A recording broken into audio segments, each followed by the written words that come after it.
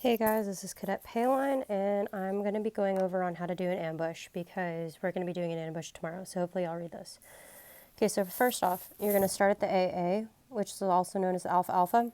From there, once you've got all your training done, once you're briefed, once you have all the information you need, you're going to move out, generally speaking in a wedge size element, depending on what your PL wants to do. So once you move out, you're going to do a SEAL's halt. So SEAL stands for stop, look, listen, smell. And at that time, it's usually 1 to 2 minutes. And that's to get you familiar with your surroundings, make sure everything's fine. So then from there, you're going to move on. Every 100 to 200 meters, you're going to set up a rally point. So this is essentially if shit goes south, you know where to go, and you can fall back to that place.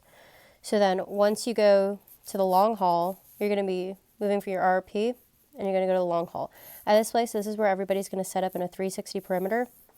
And then at that point, your PL, who will be taking along the designated people, usually it's a squad leader, the RTO, which the RTO always stays with the PL, and a few other people are going to go recon for an ORP. At this time, the PSG will be taking accountability of everybody.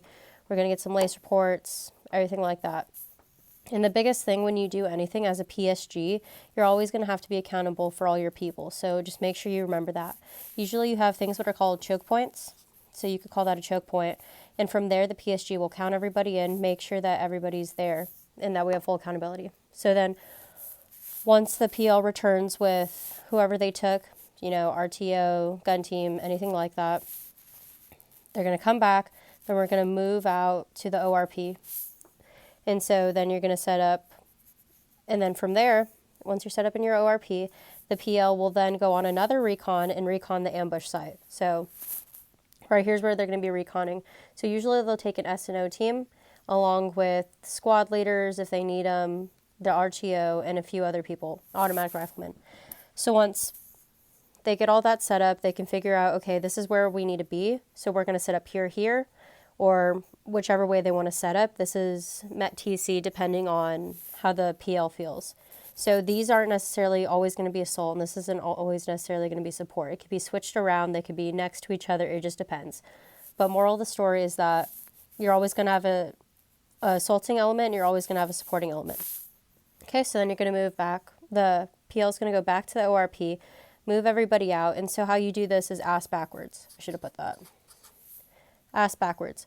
So then, you always place your security first, which usually consists of third squad, just depending because it's always the easiest.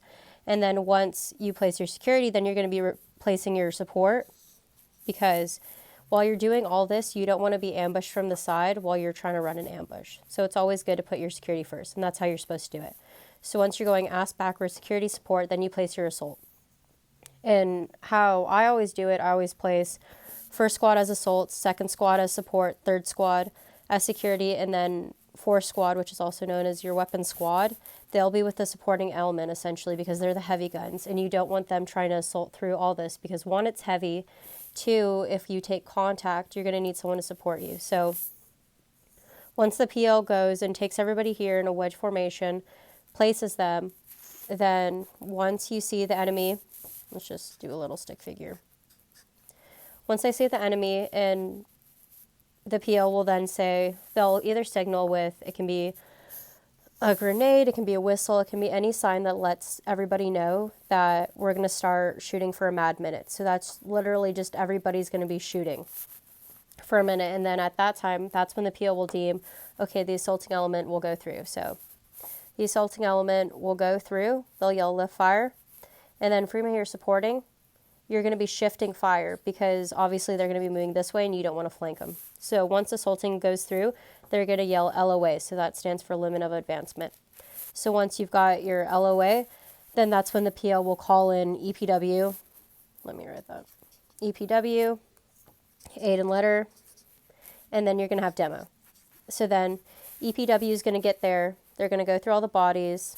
Then you're going to have aid and litter. So, whoever's hurt, we'll take them back with us. And then you're going to have demo. So the big thing about this is that you only have a limited amount of time to get off of the objective. Because if you don't, then chances are you're going to take enemy contact. So then once everybody's good, we're going to go ass backwards out again. And so then, you know, it's going to be the same thing from previous videos demo, which is red, white, and blue. So then once all that is set, everybody's good, they call red, white, and blue, everyone's going to haul ass back. And that is Payline's spiel on ambush.